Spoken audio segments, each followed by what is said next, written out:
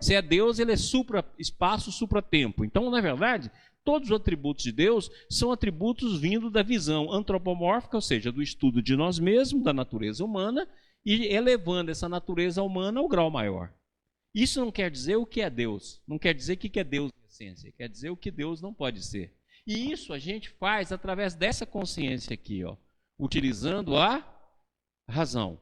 Quem vai ter a visão é essa consciência latente. É ela que nós temos que desenvolver. Se queremos fazer uma experimentação, ela só vai ser possível através dessa consciência. Então vamos ver alguns aspectos que nós estudamos na aula passada, para que a gente possa ver isso de uma maneira mais clara. Não se pode chegar a Deus por argumentações, porque Ele está acima de todo raciocínio. Isso aí quem disse para a gente na aula passada foi o Balde. Então qualquer dúvida é só buscar lá na aula passada que tem a fonte.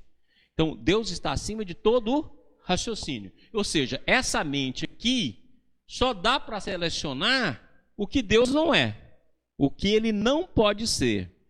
Por isso que ela vai ficar na negação, ela vai ficar na dúvida e ela vai ficar na afirmação.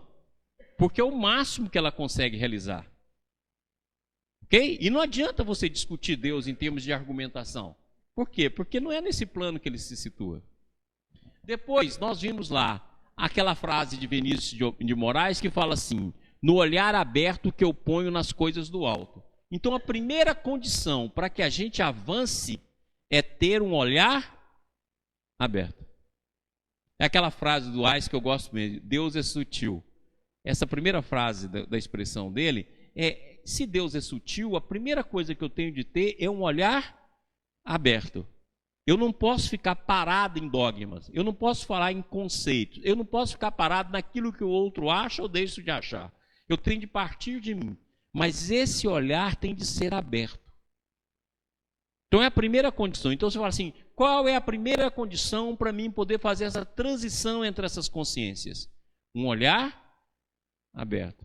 Um olhar sem ficar preso nesse ou naquele conceito. Sem ficar jungido nesse ou naquela crença. Sem colocar em postulado. Ou seja, é um olhar aberto que eu coloco sobre as coisas do alto. Depois disso, olha aqui que o Cyrano Bino faz. Eu estou estudando aqui a questão do pensamento. Então, primeiro, não se pode chegar a Deus por argumentação, porque Ele está acima de qualquer raciocínio. No olhar aberto é o primeiro passo para que a gente faça a transição de consciência.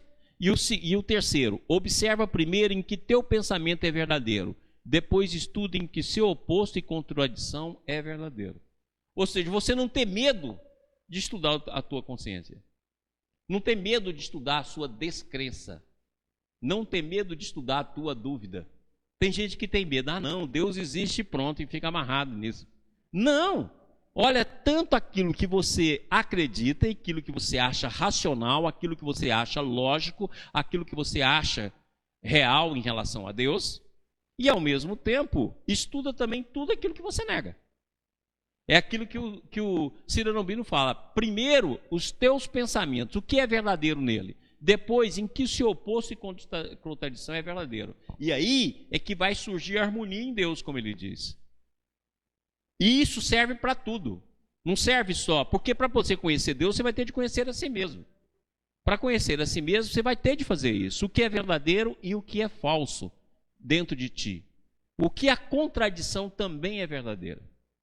É aquilo que eu já falei aqui, que o Neil Bohr fala, que eu acho ótimo. Ele fala assim: quando uma verdade profunda, o contrário dessa verdade também é verdadeiro. E isso foi uma das coisas que a física moderna ensinou para a gente. Antigamente achava que ou era uma partícula ou era uma onda. De uma hora para outra falou: não, pode ser tanto partícula como onda. Surgiu uma nova maneira de unificar as forças da física. Da mesma forma, dentro desse conteúdo, tanto a dúvida como a negação, como a afirmação faz parte do processo de crença. E tanto um conceito que nega a Deus, você estudando ele, você pode achar aquilo que é verdadeiro. Está entendendo isso? Nós não temos que ter medo da dúvida, não temos que ter medo da negação. É uma viagem. E negação, dúvida e afirmação faz parte do processo de crença. Só a experimentação que pode selar o processo.